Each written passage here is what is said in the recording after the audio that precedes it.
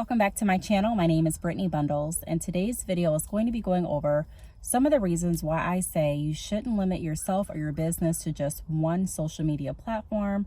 If you are interested, be sure to give this video a big thumbs up. Please make sure that you are subscribed, and let's get right into the video. So I'm making this video, as most of you probably know if you've been following me, when I initially started my hair company, Bad Chick Hair, I wasn't a heavy social media user. I would use Instagram primarily, but I wouldn't be on Facebook. I wasn't on YouTube.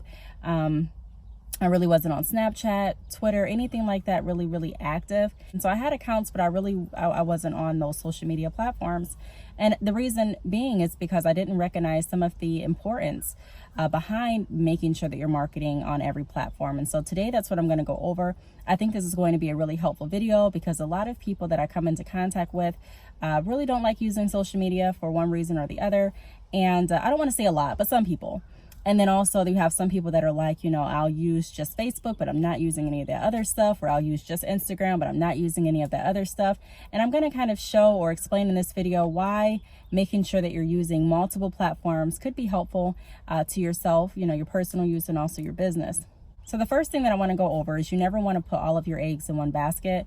So I'm saying that because anything can happen with any social media platform, you know. Times change, things change. I remember a few years ago where, you know, a lot of people that I associated with daily, they were only using Facebook. And now a lot of those same people are now only using Instagram. And so everything changes, you know, a lot of things shifts. Sometimes there may be a social media platform that's really popular.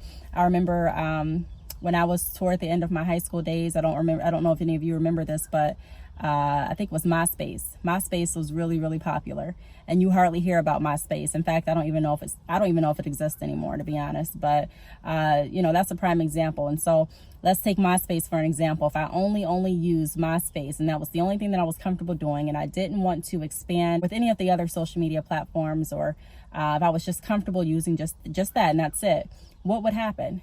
You know, people are switching to Facebook, or people are switching to this and to that. What will happen? And so you want to make sure, you know, nothing is really guaranteed. You don't know what's going to happen in the next 5 years. You may have spent all of your time building up this massive following on Instagram, and say in something, you know, God forbid, but something happens with Instagram and it's no longer really popular in about 5 years. What now? And yes, you know, you still have those loyal supporters that will follow you to any social media platform, but you also have some people that won't. And so it's imperative that we're looking at different ways to build our brand, different ways to get our message out, and we're not relying solely on one social media platform. So never put all of your eggs in one basket, you know. As far as which social media platform do I like the best? I mean, honestly, I can't really choose. I know I just threw that in there because sometimes I get that question. I can't really choose. You know, I started off with Instagram over Facebook. So I would say I'm a little bit more, I don't know, I would say I'm probably more comfortable with Instagram, but at the same time, Facebook's okay too. But, you know, from a business aspect, I have to do things sometimes that I don't want to do. And so even on social media, you know, there's some people that social media just doesn't appeal to. But like I said, especially if you're in business, there are some things that you are going to have to do, some networking, some marketing things that you may not feel like doing. So social media definitely is a way to increase your sales and to spread your awareness. Another thing I want to go over is broadening your outreach. So if you think about it, if you're only on Instagram, you're only reaching a certain audience. You're only reaching people that are using Instagram. Even though on Instagram, there's, you know, a lot of different audiences within Instagram, it's still one platform that you're marketing on. So if the people that aren't on Instagram aren't being able to utilize your services because they don't know about you, unless they heard it from someone else, or the people that would like to buy your hair aren't able to buy your hair because they haven't heard about you because you're only on Instagram. You have people, you know, including customers that will only use Facebook. That's the only thing they're going to use. You have people that will only use Instagram. That's the only thing they're going to use as far as social media. But as a business owner, you want to make sure that you're appealing to all audiences. You want to make sure that you're broadening your outreach. And so we have to kind of take our personal wants out of it and stop saying, you know, hey, I only like Facebook for this and that. It's not really it's not about, you know, the only social media platform that you like or even the one that you feel most comfortable with. It's how can I make sure that I educate myself and brush up on the skills that I need to promote on all platforms. Because when you're promoting on all platforms, I mean, you're expanding your reach. and you're promoting your brand and you're getting your word out there. And so you're not just limiting yourself to the people that are going to see you on this platform, but like I said, you're getting a large reach. So even with Twitter, I know some people are like, I just hate Twitter. For me, you know, it's still some things to this day that I don't really understand with Twitter, as far as like the hashtags and, you know, just different things like that. But at the same time, I'm still posting on Twitter. I still make sure that I'm active. And active doesn't mean that you have to post 3 and 5 times a day. It doesn't mean that you have to post every day.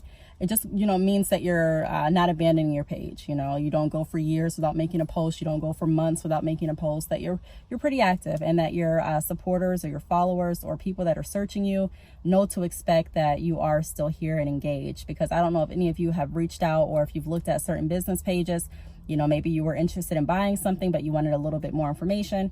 You go there, and the last post that they created was back in 2016 or 2017. And you're like, are they even, you know, still in business? What's going on? Do they still care? You know, is this stuff still the same? So you want to make sure that you're still being active, where your customers, your clients, your supporters, people that are doing research are still able to, you know that, yes, they are still active.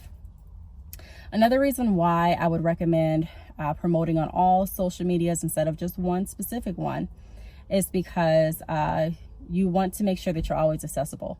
You know, I can't tell you how many times people thank me for being accessible. You know, thank you that I have a way to reach you.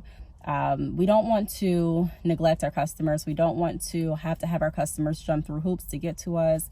And so having a page on multiple social media platforms, having multiple ways that your customers can contact you is going to be very useful in my experience.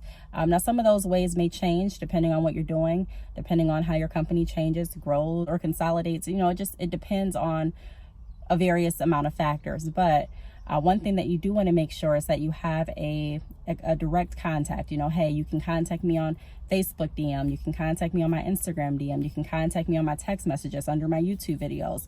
And that makes you more accessible to your customers, to your clients, and to the people that are interested in working with you. So just, you know, keeping an open mind when you are in business, and knowing that, like I said in a few videos, sometimes you are going to have to step outside of your comfort zone. Sometimes you are going to have to brush up on your skills in other areas that you may say, you know, hey, I really don't feel like learning this, or I really don't want to learn this. But it is imperative to grow your business, to grow your brand, to make sure that you're being very receptive to new information, you're being receptive to new ways, and also receptive to different marketing tactics.